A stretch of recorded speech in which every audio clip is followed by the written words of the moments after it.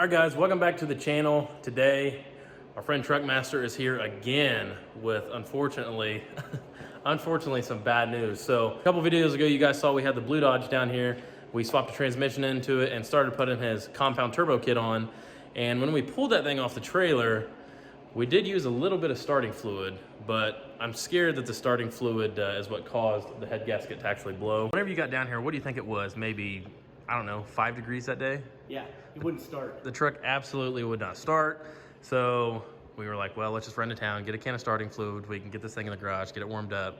And it did hydro lock once. I mean, I think it's all on video. I posted it. But it hydro locked a little bit, and I think that was enough to blow the gasket. Hadn't done a hot retorque on it yet because the engine was so fresh, you hadn't even really broken it in yet.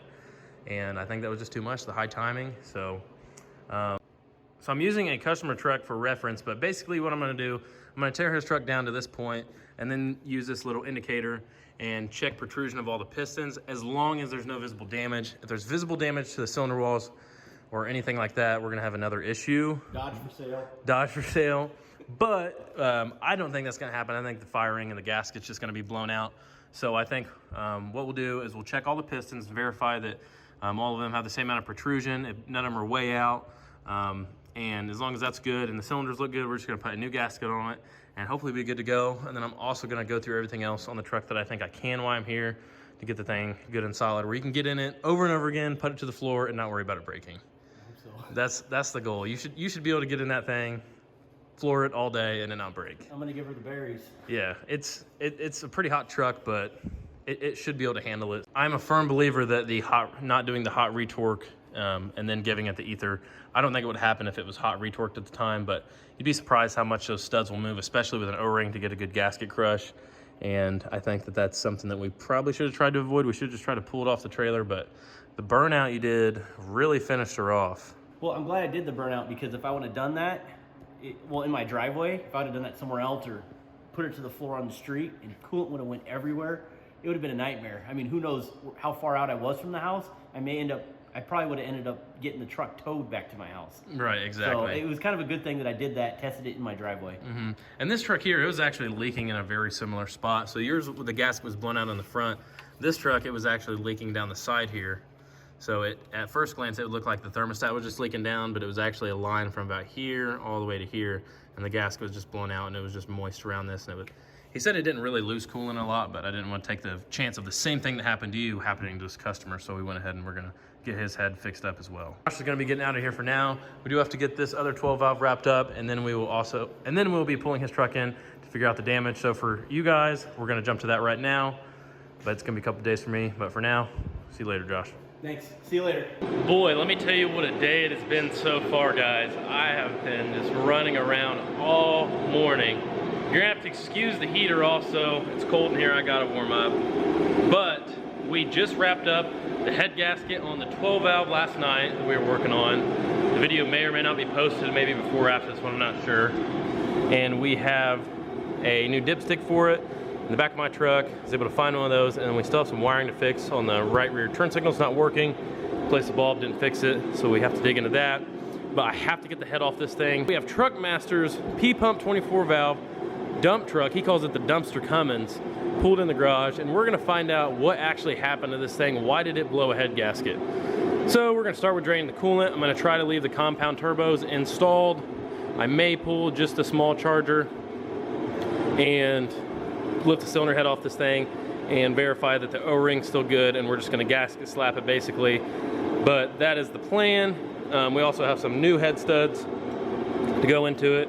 I think we reused these ones. We're gonna try a new set of head studs and a fresh gasket, and yeah. So it's gonna be a lot of fun. Looks like he left me an extension here. Thanks, Josh. But yeah, pull the intake, pull all this stuff off, and get this head ripped off.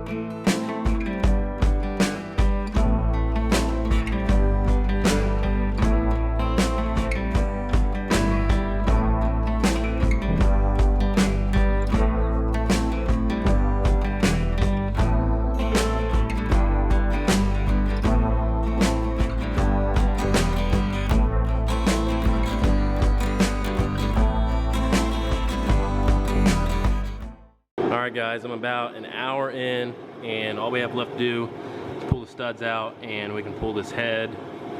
I am gonna have to kind of rebuild the turbo charger system. Not really rebuild it, but take it all apart, put it back together, because it looks like some of it was in a bind when it was put together. So we definitely had some exhaust leaks. But yeah. So we're gonna basically pull all that stuff off. I just kind of have it off to the side. This turbo is just chilling right here. We're gonna pull it all off and rebuild it. You know, put it on one at a time. Make sure nothing's in a bind. And that's if the motor's okay. Now we're gonna pull the head bolts loose and pull it off. We'll leave the manifold attached. Get this thing out of here. I got the fuel return unhooked. This is really cool, guys. Whenever we did the fuel system on this, I made a little braided liner here. You can just unhook from the head, just chill it right there. And then like a race truck or something, that'd be almost freaking awesome. I mean, if you had to pull the head, boom, pull it. Because otherwise you're reaching back there behind the cowl to get that loose. I do actually need to unplug a couple, like the map sensor. There's a couple other things plugged in back here. Intake air, map. Okay, yeah, so head studs and then lift her off.